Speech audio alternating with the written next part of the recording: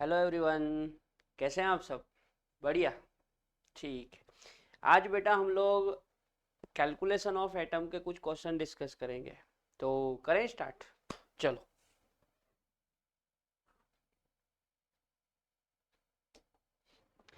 जैसे क्वेश्चन है, निम्नलिखित में से किसमें परमाणुओं की संख्या अधिकतम होगी। मतलब ये हमसे पूछ रहा है कि मैक्सिमम एटम किसमें है। ठीक है, चलो एक एक करके डिस्कस करते हैं। मैं पेन चेंज कर लूँ थोड़ा सा। ठीक है।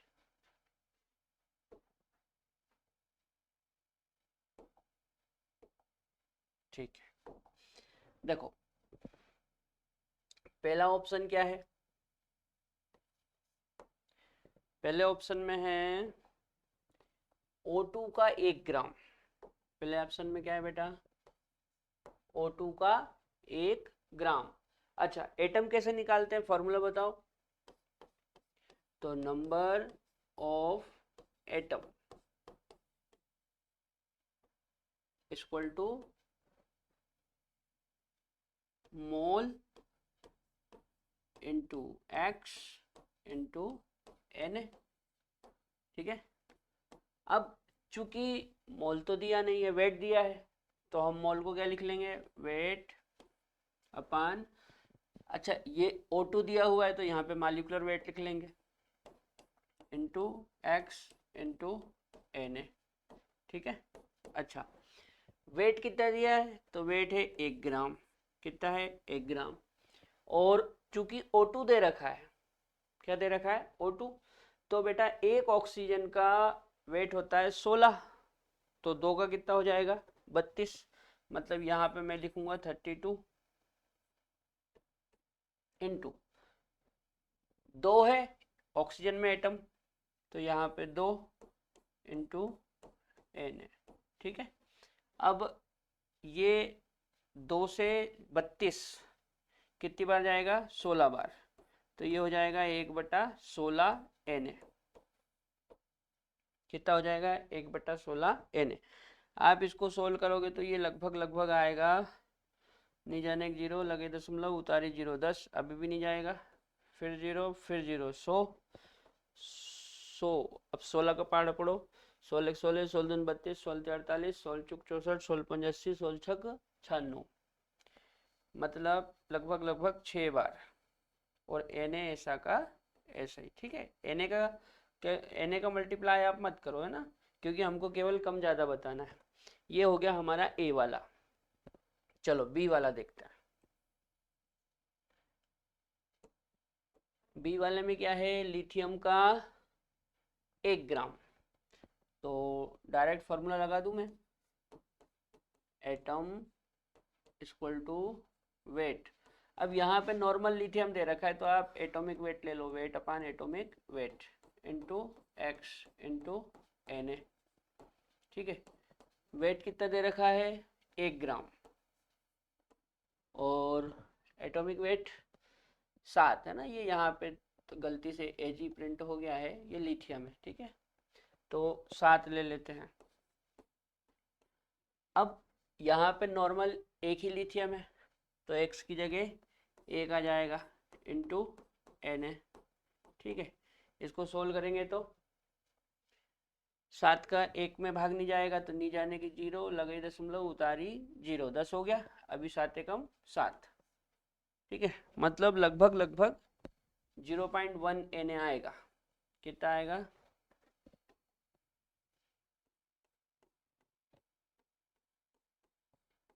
लगभग लगभग ये आएगा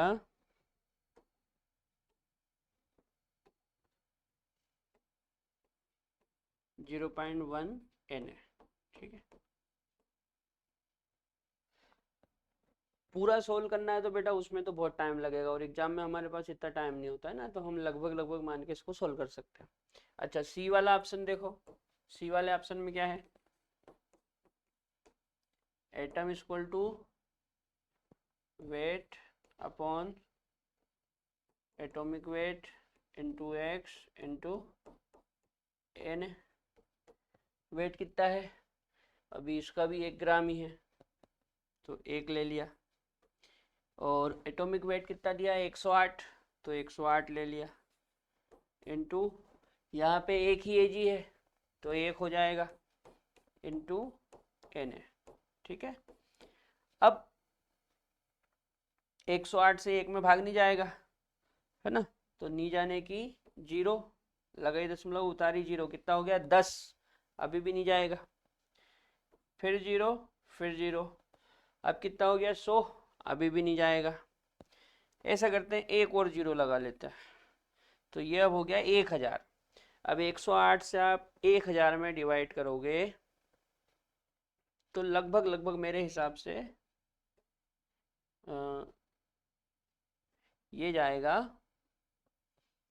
8 धम 80 होता है तो 88, और 10 धम 100, 10 नम 90, 900, और 8 नमक 72, मतलब लगभग लगभग 9 बार समझ लो आप। कितनी बार? 9 बार। 9 8 72 का 2, हाथ का आया 7, यहाँ पे 7, और 9 एकम 9, ठीक है, लगभग लगभग 9 बार जाएगा, है ना। तो ये हो जाएगा 0.009, ठीक है ना, नी जाने की 0, लगे दशमलव उतारी 0, 10, फिर 1 0, फिर 1 0 100, फिर 1 0, फिर 1 0 1000, और 9 बार जाएगा, ठीक है, साथ में n है। अच्छा, अगला ऑप्शन क्या है, 1 ग्राम mg, यहां कर दूं क्या, तो ये डी वाला है ना, atom equal to weight upon atomic weight into X into N equal to, weight कितना दिया, इसका भी 1 ही ग्राम है, एटॉमिक वेट कितना दे रखा है 24, इंटू एटम एक ही है mg में, इंटू Na। ठीक है, अभी 24 का 1 में भाग नहीं जाएगा, तो नी जाने की 0, लगे दशमलव उतारी 0, कितना हो गया 10, अभी भी नहीं जाएगा, फिर 0, फिर 0, अब ये लगभग 100 हो गया, 25 चूंकि 100 होता है तो ये 24 है, तो लगभग लगभग ये 4 बार चला जाएगा, मतलब इसमें आएगा लगभग लगभग 0.04 Na। बोलो बेटा, इतना समझ में आया, हाँ कि ना।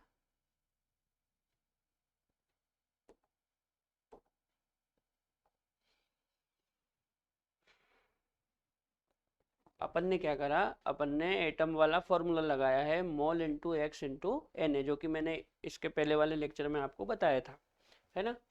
तो जो ए वाला ऑक्सीजन है उसमें O2 दे रखा है, इसलिए हमने एक्स की जगह क्या लिया है 2, ठीक है, और सोल्व करने पे कितना आया 0.06 Na। अच्छा, बी वाले ऑप्शन में लिथियम दे रखा है, और लिथियम यहाँ पे एक ही है, तो सोल्व करने पे कितना आया 0.1 Na। सी वाले ऑप्शन में Ag है, और Ag भी एक ही है, तो हमने x की जगह 1 लिखा है, और ये सोल्व करने पे आया है लगभग लगभग 0.09, और डी वाले ऑप्शन में Mg भी एक ही है, इसलिए हमने x की जगह 1 ले रखा है, और ये कितना आया है 0.04 Na। क्लियर है। अब आप मेरे को ये बताओ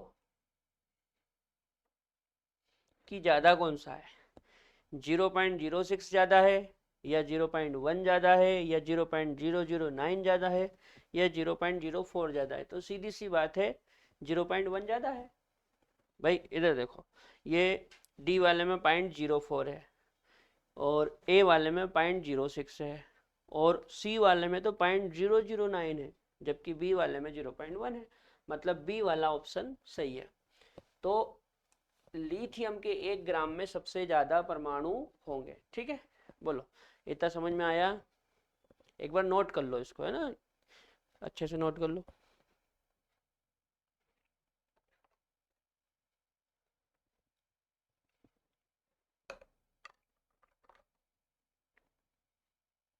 कुछ भी नहीं बेटा, फॉर्मूला याद रखना, mole into X into N, ठीक है। यदि कोई मालिक्यूल है तो हम रख लेंगे वेट अपन मालिकुलर वेट, लेकिन नॉर्मल एटम है तो वेट अपन एटॉमिक वेट, और फिर उसको सोल्व कर लेंगे। ठीक है, चलो आगे बढ़े। अगले क्वेश्चन में भी एटम ही पूछ रहा है, हीलियम परमाणुओं की अधिकतम संख्या है। यहाँ पे हीलियम परमाणु की अधिकतम संख्या पूछ रहा है, एक एक करके देखते हैं। सबसे पहले ए वाले में देखते हैं, हीलियम के 4 मोलों में। तो नंबर ऑफ एटम का फॉर्मूला क्या होता है, number of atom equal to mole into X into N है। मेन फॉर्मूला तो यही होता है, mole into X into N है। ठीक है, मोल कितने दे रखे बेटा, 4, तो ये 4 हो जाएगा। अब हीलियम के 4 मोलों में तो एक्स कुछ नहीं दे रखा, तो हम अपनी मर्जी से 1 ले लेंगे। भाई नॉर्मल हीलियम बोल रहा है तो हम क्या समझे, हम यही समझेंगे कि एक हीलियम है, तो एक्स की जगह 1 इंटू एन है। जब भी बेटा कम ज़्यादा पूछे तो आप एन का मल्टीप्लाई मत करो, है ना, क्योंकि उससे जो हमारा कैलकुलेशन है वो लंबा हो जाएगा। जब भी कम या ज़्यादा संख्या पूछे तो आप एन का मल्टीप्लाई नहीं करेंगे, नॉर्मल एन रखेंगे। ठीक है, तो ये कितना हो जाएगा, ये हो जाएगा बेटा 4 कितना हो जाएगा, 4 ठीक है, चलो बी वाला ऑप्शन देखते हैं। बी वाले ऑप्शन में क्या है, हीलियम के 4 यू। अच्छा, आपको याद है एक बार मैंने आपको एटॉमिक मास सिखाया था, एटॉमिक मास, मोलर मास, इसी चैप्टर में। वहां पे मैंने आपको बताया था कि ये जो U है इसको आप ऐसे भी डिफाइन कर सकते हैं, 4U, या आप ऐसा भी कह सकते हैं 4AMU। AMU क्या होता है बेटा, AMU होता है एटॉमिक मास यूनिट। ठीक है, AMU क्या होता है, एटॉमिक मास यूनिट। अब यहाँ पे ये जो 4U या 4AMU है, ये पता किसका मास होता है, ये एक एटम का मास होता है। किसका मास होता है, एक एटम का।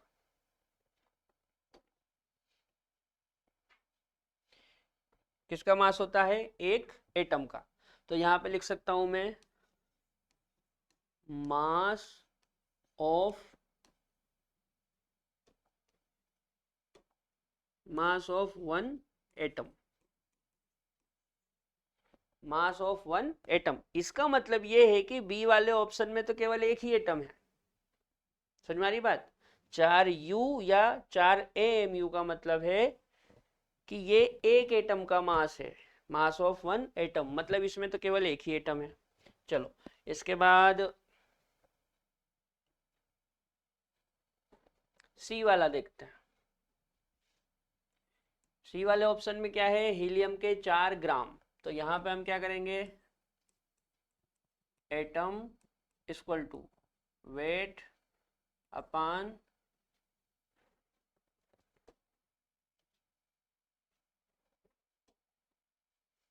वेट अपॉन एटॉमिक वेट, है ना, इंटू एक्स इंटू एन है। वेट कितना दिया बेटा, 4 ग्राम। अच्छा, हीलियम का एटॉमिक वेट पता है आपको, हीलियम का एटॉमिक वेट 4 ही होता है। कितना होता है, 4 इंटू एक्स। अच्छा, एक्स की जगह क्या रखें, तो एक्स की जगह हम रख सकते हैं 1 इंटू एन ए। तो ये कितना हो जाएगा, ये हो जाएगा 1 एन ए। कितना हो जाएगा, 1 एन ए। ठीक है, चलो डी वाला और देख लेते हैं। डी वाले ऑप्शन में दे रखा है एसटीपी पर हीलियम के 2.27108 लीटर में। तो देखो, number of atom equal to क्या होता है, number of atom equal to हम लिखते हैं मोल,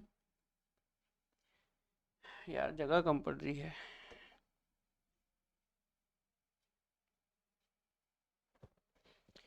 यहाँ पे ये हो जाएगा इक्वल टू करके 4/4 into 1 into N A equal to 1 N A. ठीक है, 1 एन ए।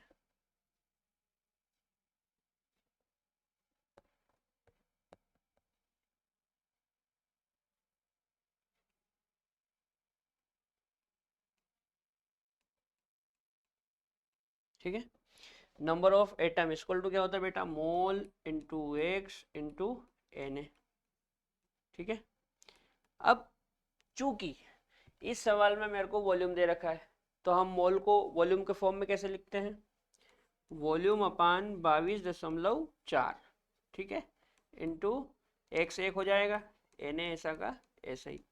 वॉल्यूम कितना है, तो इसमें वॉल्यूम आपको दे रखा है 2.271098, 2.271098 कितना है, 2.271098 है ना, 2271.098। और नीचे क्या रखेंगे, 22.4 इंटू 1 इंटू Na, ठीक है। जब आप इसको सोल्व करोगे ना, जब आप इसको सोल्व करोगे तो ये 22 है और ये 2.2 है, यदि इसको मैं एक अंक पीछे कर दूं तो ये 22.7 हो जाएगा और ये 22.4, मतलब इससे ये एक बार जाएगा, और एक अंक पीछे करा मतलब नीचे एक 10, एक 10 से डिवाइड करोगे तो 0.1, मतलब लगभग लगभग अप्रोक्सीमेट, लगभग लगभग इसका आंसर आएगा मेरे हिसाब से 0.1, ठीक है। इसको एक अंक पीछे हटाऊंगा तो नीचे 10 आ जाएगा और ये 22 से 22 लगभग लगभग एक बार जाएगा, ठीक है, और नीचे वाले 10 से डिवाइड करेंगे तो 0.1 लगभग लगभग, ठीक है। अब आप यहाँ पे चेक करो,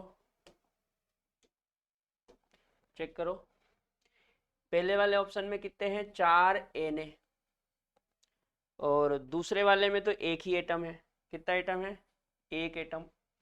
तीसरे वाले में एक Na, और जो हमारा, अच्छा इसमें एक Na लगाना तो हम भूल गए, इसमें साथ में Na लगेगा, है ना, तो डेली वाले में क्या है, एक Na।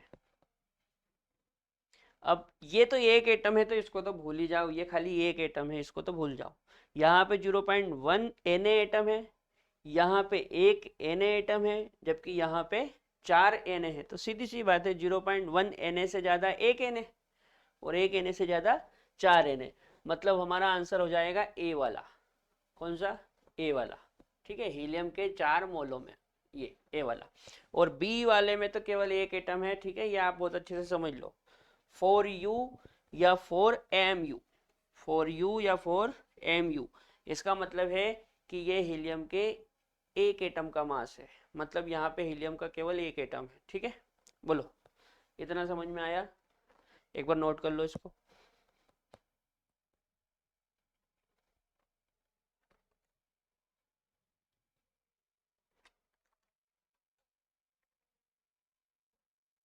आगे बढ़े, चलो। इसके बाद बेटा मैं कुछ क्वेश्चन आपको करवा रहा हूँ, है ना, जैसे जैसे मान लो आपसे ये पूछे कि भैया किसमें कणों की संख्या अधिकतम होगी, है ना, जैसे मान लो कोई क्वेश्चन आपको दिया, बोला किसमें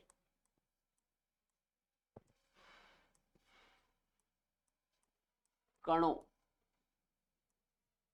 की संख्या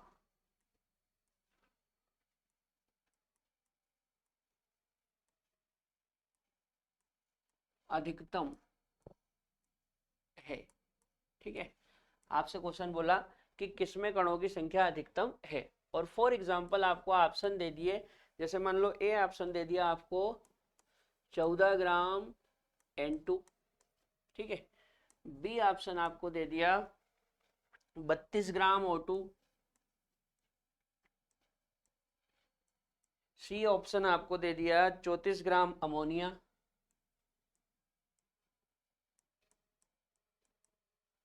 और डी ऑप्शन आपको दे दिया 54 ग्राम H2O, ठीक है। इस प्रश्न में आपसे पूछा कि किसमें कणों की संख्या अधिकतम है, और ए ऑप्शन क्या है 14 ग्राम N2, बी ऑप्शन क्या है 32 ग्राम O2, सी ऑप्शन क्या है 34 ग्राम अमोनिया, और डी ऑप्शन क्या है 54 ग्राम H2O। ठीक है। अब जब इस तरह से क्वेश्चन बोले कि भैया कणों की संख्या बताओ, तो देखो बेटा जो कण होते हैं वो एटम भी हो सकते हैं, मॉलिक्यूल भी हो सकते हैं, आयन भी हो सकते हैं, नहीं? तो हमको यहाँ पे एक सीधा सा कॉन्सेप्ट लगाना है। आपको क्या करना है, आपको ये करना है कि कण, कण मीन्स होता है पार्टिकल,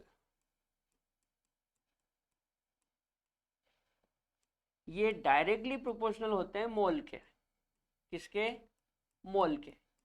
इसका मतलब ये है कि जिसमें मोलों की संख्या ज्यादा होगी उसमें पार्टिकल भी ज्यादा होंगे। ये आप कॉन्सेप्ट याद रखना। क्या? जिसमें मोलों की संख्या ज्यादा होगी उसमें पार्टिकल्स भी ज्यादा होंगे। तो आप क्या करो, इनके मोल निकाल लो। ठीक है, चलो एक एक करके देखते हैं। पहले ए वाला, मोल इक्वल टू, क्या फॉर्मूला होता है? Wait upon molecular wait. बताओ कितना वेट दे रखा है? 14। मॉलिक्यूलर वेट, एक नाइट्रोजन का 14, दो का 28, है ना? तो 14 कम 14, 14 दो 28, 1/2। इसको सोल्व करेंगे तो कितना आएगा? 0.5। चलो बी वाला बताओ, mole equal to weight upon molecular weight. कितना वेट दे रखा है? 32 ग्राम। और मॉलिक्यूलर वेट एक ऑक्सीजन का होता है 16, दो का 32, 32 से 32 कितनी बार जाएगा? एक बार। चलो सी वाला बताओ, सी वाले में क्या है? Mole equal to weight upon molecular weight. Equal to weight कितना? 34। अमोनिया का मॉलिक्यूलर वेट होता है 17, 17 से 34 कितनी बार जाएगा? दो बार। चलो डी वाला देखते हैं, mole equal to weight upon molecular weight. Weight कितना बेटा? 54। और H2O का मॉलिक्यूलर वेट होता है 18, 18 का 18, 18 दून 36, 18 तिया 54। बोलो समझ में आया? तो इसमें 0.5 मोल है, इसमें 1 मोल है, इसमें 2 मोल है, जबकि इसमें 3 मोल है। समझ में आ रही बात? तो 0.5 से ज़्यादा 1 है, 1 से ज़्यादा 2 है, और 2 से ज़्यादा 3 है। मतलब इसमें सबसे ज़्यादा मोल है 54 ग्राम H2O में। इसका मतलब ये हुआ बेटा कि इस 54 ग्राम H2O में पार्टिकल्स भी सबसे ज़्यादा होंगे। ठीक है, तो हमारा आंसर हो जाएगा डी फॉर दिल्ली। इसमें पार्टिकल सबसे ज़्यादा होंगे। बोलो इतना समझ में आया? आगे बढ़े। चलो अगला देखो, एक आखिरी क्वेश्चन और देख लो। जैसे मान लो आपको इस तरह से क्वेश्चन दिया जाए, किसमें आयतन अधिक है, किसमें आयतन अधिक है। ठीक है, और ऑप्शन कुछ इस तरह से, जैसे ए वाला ऑप्शन है 5 ग्राम H2 गैस। ठीक है, बी वाला ऑप्शन है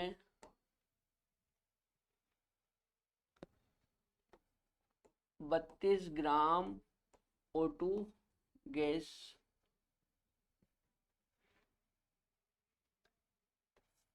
सी वाला ऑप्शन है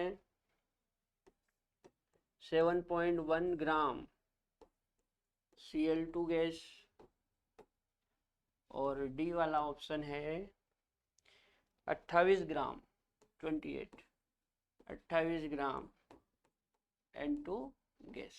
ठीक है, ये 4 ऑप्शन है, और हमको ये बताना है कि इन चारों में से किसका आयतन अधिक होगा। ठीक है, तो यहाँ पे कैसे सोल्व करेंगे? अब वैसे तो हमको वॉल्यूम निकाल सकते हैं हम मोल से, नहीं?